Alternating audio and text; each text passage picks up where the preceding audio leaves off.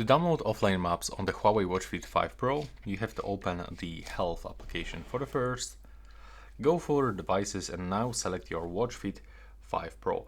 And now we have to just be connected to the Wi-Fi or mobile data and go for the offline maps, wait for a loading screen, go for your region, and now you have to just simply download this map that you are looking for. For example, the entire global overview map is with this size. So you can get it by clicking here, and now after it will be downloaded, you can just find it by using your workouts. So it's not working like you probably thinking with a petal maps or something like this. No, it's actually here in the workouts. There we go.